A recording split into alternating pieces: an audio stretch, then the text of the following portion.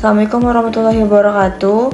Perkenalkan, kami dari kelompok 2 akan mempresentasikan hasil proposal kami yang berjudul Analisis Efektivitas Biaya Penggunaan Omeprazol dan Lansoprazol pada pasien gastritis rawat inap di Rumah Sakit Bayangkara, Manado. Adapun kelompok kami yang beranggotakan saya sendiri Anissa selaku moderator, kedua ada Anissa Robela, Elvi Febriani, Lydia Wulandari, Nadia Anggraini, Prenita Dwi Putri, Runir Nurlitasari, dan Yuyun Nur Utami. Baiklah, materi selanjutnya akan dibacakan oleh teman saya. Baiklah, saya di sini akan menjelaskan latar belakang dari penyakit gastritis. Gastritis itu sendiri adalah peradangan pada mukosa lambung yang sering terjadi akibat pola makan yang tidak teratur, stres, kebiasaan merokok, serta infeksi bakteri. Kondisi ini mengganggu kualitas hidup bagi penderitanya, terutama kelompok usia produktif karena dapat menghambat aktivitas sehari-hari. Untuk prevalensi di Indonesia cukup tinggi, mencapai dari data Kementerian Kesehatan Republik Indonesia pada tahun 2013 menunjukkan bahwa kasus gastritis lebih banyak terjadi pada perempuan dengan sebanyak 53.618 kasus dibandingkan pada laki-laki dengan sebanyak 34.981 kasus. Untuk pengobatan utama pada penyakit gastritis biasanya menggunakan proton pump inhibitor atau PPI seperti omeprazol dan lansoprazol yang efektif dalam mengurangi gejala gastritis. Namun, dilihat dari masalah pengobatan menjadi tantangan. Untuk biaya tersebut meliputi harga obat, tindakan medis, perawatan, pemeriksaan laboratorium yang sering meningkat seiring dengan kompleksitas terapi. Hal ini menimbulkan beban finansial yang cukup besar bagi pasien yang menderita penyakit gastritis. Oleh karena itu, diperlukan analisis farmakoekonomi dengan pendekatan cost efficiency analysis atau CEI untuk membandingkan biaya dan efektivitas terapi sehingga dapat ditemukan solusi terapi yang lebih efisien tanpa mengurangi efektivitas dalam pengobatan penyakit gastritis. Baiklah, untuk rumusan masalah yang pertama, apakah omeprazol lebih cost efektif dibandingkan dengan lansoprazol untuk pasien gastritis dirawat inap? Yang kedua, berapa nilai dari ASER dan ISER dari kedua terapi tersebut? Untuk yang ketiga, faktor apa saja yang mempengaruhi efektivitas biaya antara penggunaan omeprazol dan lansoprazol pada pasien gastritis dirawat inap? Baiklah, untuk tujuan penelitian yaitu yang pertama yaitu menentukan terapi yang lebih cost efektif antara omeprazol dan lansoprazol. Yang kedua yaitu menghitung direct medical cost, ASER dan ISER dari kedua terapi. Yang ketiga yaitu memberikan rekomendasi terapi yang optimal untuk pasien gastritis. Baiklah, untuk manfaat penelitian ini yang pertama bagi pasien yaitu memberikan rekomendasi terapi yang lebih cost efektif antara omeprazol dan lansoprazol sehingga pasien mendapatkan pengobatan yang efektif dengan biaya lebih terjangkau. Yang kedua yaitu bagi rumah sakit untuk memberikan panduan dalam memilih terapi yang optimal dan efisiensi dari segi biaya untuk pasien rawat inap dengan gastritis yang dapat meningkatkan efisiensi layanan kesehatan. Yang ketiga yaitu bagi penelitian selanjutnya yaitu untuk menyediakan data dan analisis farmakoekonomi yang dapat digunakan sebagai referensi untuk penelitian lebih lanjut tentang pengelolaan biaya terapi gastritis. Baiklah, selanjutnya yaitu bab 2 pembahasan. Yang pertama ada definisi gastritis. Gastritis merupakan infeksi ataupun distensi dari mukosa lambung yang dikarenakan oleh peradangan bakteri Helicobacter pylori. Hirlan mengemukakan komentar kalau gastritis ialah kendala kesehatan yang sangat kerap ditemukan di klinik sebab diagnosisnya kerap cuma berlandaskan indikasi klinis. Gastritis merupakan proses inflamasi ataupun kendala kesehatan yang dikarenakan oleh aspek iritasi serta peradangan pada mukosa serta submukosa lambung. Gastritis bisa melanda seluruh warga dari tingkatan umur ataupun jenis kelamin. Namun, dari sebagian survei menampilkan kalau gastritis sangat kerap melanda umur produktif. Pada umur produktif, warga rentan terkena indikasi gastritis sebab dari tingkat banyak kegiatan, style hidup yang kurang mencermati kesehatan, dan tekanan pikiran yang gampang berlangsung. Selanjutnya ada klasifikasi gastritis. Menurut Rantung et al., klasifikasi gastritis adalah yang pertama gastritis akut. Gastritis akut ialah infeksi mukosa gaster yang menimbulkan suatu infeksi pada lambung manusia karena iritasi zat tertentu. Gastritis akut adalah suatu penyakit yang selalu ditemui serta umumnya bertabiat jinak serta bisa disepulihkan. Yang kedua ada gastritis kronis. Gastritis persisten merupakan infeksi kronis yang pada mukosa lambung yang timbul karena bakteri Helicobacter pylori. Gastritis kronis biasanya berkembang pada usia muda, menimbulkan peluruhan dan pembentukan dinding lambung.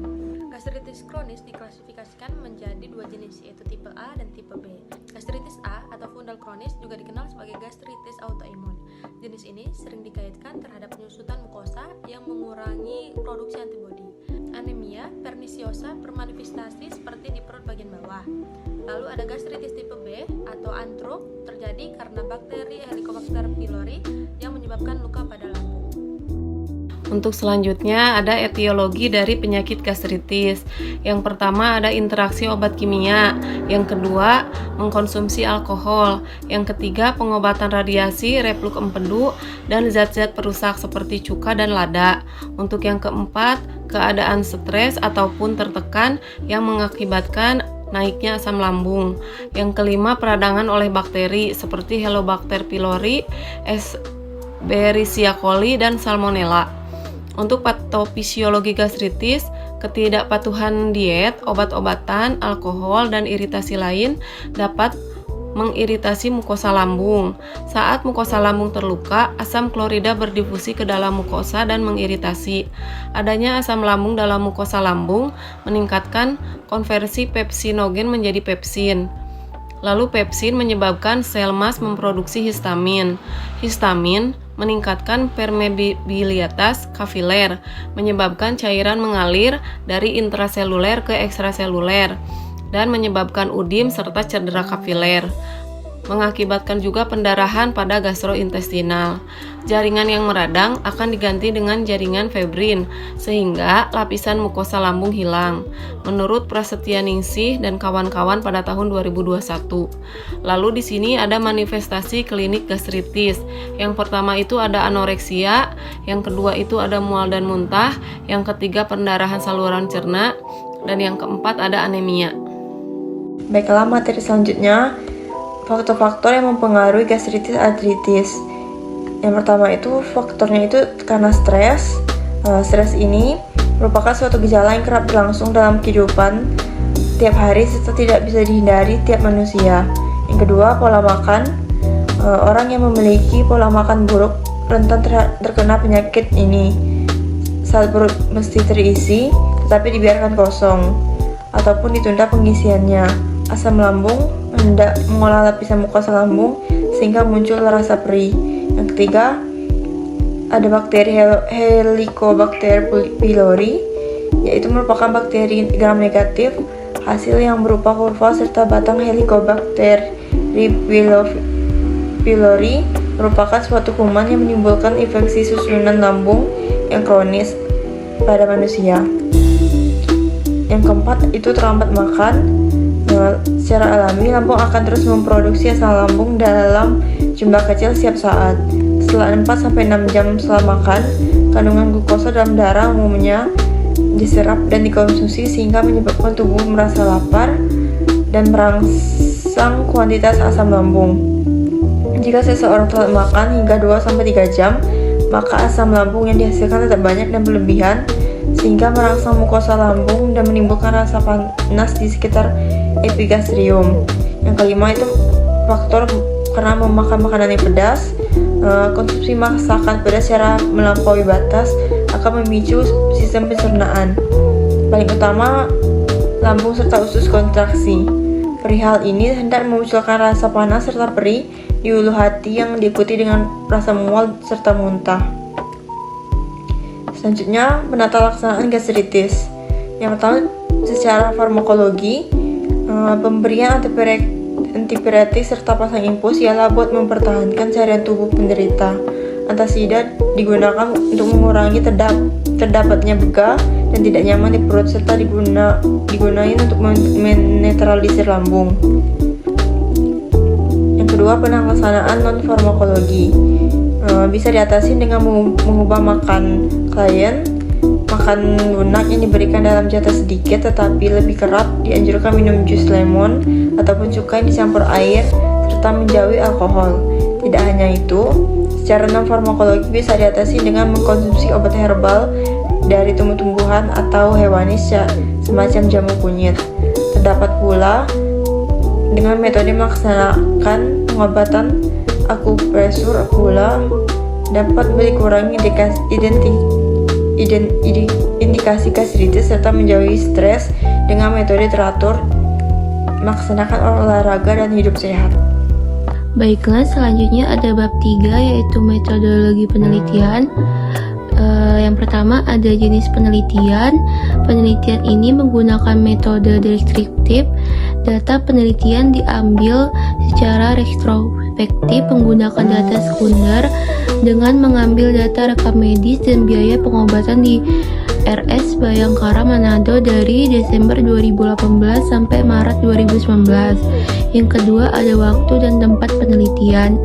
Penelitian dilakukan dari Desember 2018 hingga Maret 2019 dengan data yang diambil mencakup periode Januari-Desember 2018 di RS Bayangkara Manado. Yang ketiga ada populasi dan sampel. Yang pertama ada populasi. Populasi merupakan seluruh pasien rawat inap dengan diagnosis gastritis yang dirawat inap di RS Bayangkara Manado dari Januari sampai Desember 2018. Yang kedua ada sampel. Dalam penelitian ini besarnya sampel ditetapkan menggunakan rumus Solvin. Adapun rumus Solvin dapat dilihat pada gambar di samping. Yang ketiga ada kriteria sampel. Sampel yang digunakan pada penelitian ini adalah pasien yang memenuhi kriteria sebagai berikut. Yang pertama, kriteria inklusi. Pasien berusia 18 tahun. Yang kedua yaitu pasien yang menerima terapi dengan obat omeprazol dan lansoprazol. Yang kedua ada kriteria inklusi. Yang pertama, pasien dengan penyakit penyerta berat atau komplikasi. Yang kedua ada pasien yang meninggal selama perawatan. Yang ketiga, pasien dengan catatan medis tidak lengkap atau hilang. Yang keempat ada teknik sampling. Dalam penelitian ini menggunakan metode proposal sampling, di mana sampel yang memenuhi kriteria inklusi akan diambil dalam penelitian ini. Selanjutnya ada variabel penelitian. Yang pertama ada variabel bebas. Variabel bebas pada penelitian ini adalah kombinasi obat omeprazol di RS Bayangkara Manado. Yang kedua ada variabel terikat. Variabel penelitian yang diukur untuk dipengaruhi besarnya pengaruh variabel bebas. Variabel tergantung pada penelitian ini adalah rata-rata total medis langsung atau biaya pengobatan perawatan laboratorium, efektivitas terapi, atau lama rawat inap di RS Bayangkara Manado. Baiklah, selanjutnya itu ada definisi operasional. Yang pertama itu ada variabel yaitu jenis obat. Definisi operasionalnya obat golongan PPI yang digunakan pasien untuk terapi gastritis. Indikatornya omeprazol, lansoprazol. Cara pengukuran, catatan penggunaan obat pada rekam medis. Untuk skalanya nominal. Selanjutnya itu ada biaya medis langsung. Total biaya yang mencakup biaya obat perawatan, rawat inap, dan laboratorium. Untuk indikatornya, jumlah biaya medis langsung. Cara pengukurannya menggunakan rekapitulasi biaya rekam medik, skalanya rasio. Selanjutnya ada efek terapi. Definisi operasionalnya, waktu hingga pasien dinyatakan sembuh atau membaik. Indikator, lama rawat inap per hari. Cara pengukuran, catatan lama rawat inap. Untuk skala rasio. Yang selanjutnya itu ada usia. Definisi operasionalnya, usia pasien yang menjalani rawat inap sesuai kriteria inkulasi. Untuk indikatornya, usia pasien dalam tahun. Cara pengukurannya, data rekam medis. Untuk skalanya nominal. Selanjutnya itu ada jenis kelamin. Untuk definisi operasionalnya, jenis kelamin pasien yang menjalani rawat inap, indikatornya laki-laki dan perempuan, cara pengukurannya data rekam medis, skalanya nominal. Selanjutnya itu ada prosedur pengumpulan data. Yang pertama itu ada tahap persiapan. Tahap persiapannya dilakukan adalah studi pustaka, pembuatan proposal, dan pengajuan izin penelitian di Rumah Sakit Bayangkara Manado, dan perencanaan formulir pengambilan data. Selanjutnya itu ada tahap pelaksanaan. Tahap pelaksanaan yang dilakukan meliputi penelusuran. Tahap pelaksanaan yang dilakukan meliputi penelusuran dan pengumpulan data dengan mencari rekam medis pasien gastritis yang diperoleh dari lembar indeks penyakit dalam dari unit rekam medik instalasi rawat inap di Rumah Sakit Bayangkara Manado. Yang ketiga itu ada tahap pengambilan data. Pengambilan data dimulai dengan melakukan identifikasi nama, nomor rawat inap, nomor rekam medis pasien, biaya rawat inap, lama rawat inap, dan efektivitas pengobatan pasien di Rumah Sakit Bayangkara Manado. Di subbagian rekam dan data subbagian administrasi untuk melakukan pencatatan biaya medis langsung. Selanjutnya yaitu ada teknik analisis data. Yang pertama ada presentasi karakteristik pasien. Presentasi jenis kelamin dihitung dengan membandingkan subjek pria dan wanita yang memenuhi syarat inklusi pada masing-masing kelompok terapi. Kedua ada presentasi umur, yaitu klasifikasi usia pasien. Dalam penelitian ini didasarkan pada modifikasi klasifikasi produktivitas Badan Pusat Statistik atau BPS yang membagi usia produktif menjadi dua kategori, yaitu usia 18 sampai 22 tahun dan 26 sampai 35 tahun. Tiap kelompok umur dihitung presentasi jumlah pasien. Dalam penelitian ini dilakukan analisis data dengan menggunakan Microsoft Excel, dan data yang diperoleh akan dianalisis dengan analisis univariat atau biasa disebut analisis deskriptif. Data yang akan dilakukan analisis antara lain. Yang pertama ada perhitungan efektivitas terapi. Efektivitas terapi dihitung berdasarkan rata-rata lama rawat inap untuk masing-masing jenis obat, yaitu omeprazol dan lansoprazol. Adapun rumusnya yaitu efektivitas sama dengan total lama rawat inap per hari dibagi jumlah pasien dikali 100. Kedua ada perhitungan rata-rata biaya total, yaitu biaya dari rata-rata total terapi diperoleh dari perhitungan direct medical cost, menjumlahkan seluruh komponen biaya pengobatan, biaya perawatan, pemeriksaan, biaya laboratorium untuk setiap pasien, lalu dibagi dengan jumlah pasien. Rata-rata biaya dihitung menggunakan rumus, yaitu rata-rata biaya total sama dengan total biaya terapi seluruh pasien dibagi jumlah pasien. Adapun komponen biaya itu biaya pengobatan, biaya perawatan pemeriksaan, dan biaya laboratorium untuk setiap pasien. Ketiga ada perhitungan biaya efektivitas biaya atau ASER. Biaya medis langsung atau direct medical cost adalah biaya pengobatan yang dihitung untuk menentukan efektivitas biaya, kemudian dianalisis dengan metode CAE atau cost effectiveness analysis menggunakan perhitungan ASER dan ICER. ASER merupakan rata-rata dari biaya pengobatan langsung dari masing-masing pengobatan dibagi dengan persentase efektivitas terapi. Perhitungan ASER dengan menggunakan rumus berikut, yaitu ASER sama dengan rata-rata biaya medis langsung dibagi efektivitas terapi atau per hari. Perhitungan ASER digunakan untuk menentukan tambahan biaya pada setiap tambahan unit outcome. Nilai ASER dihitung dengan menggunakan rumus berikut, yaitu ASER sama dengan biaya dibagi efektivitas. Baiklah, itu saja materi yang dapat kami sampaikan. Lebih dan kurangnya kami mohon maaf. Kepada Allah kami mohon ampun. Wabillahi taufiq wal hidayah. Wassalamualaikum warahmatullahi wabarakatuh.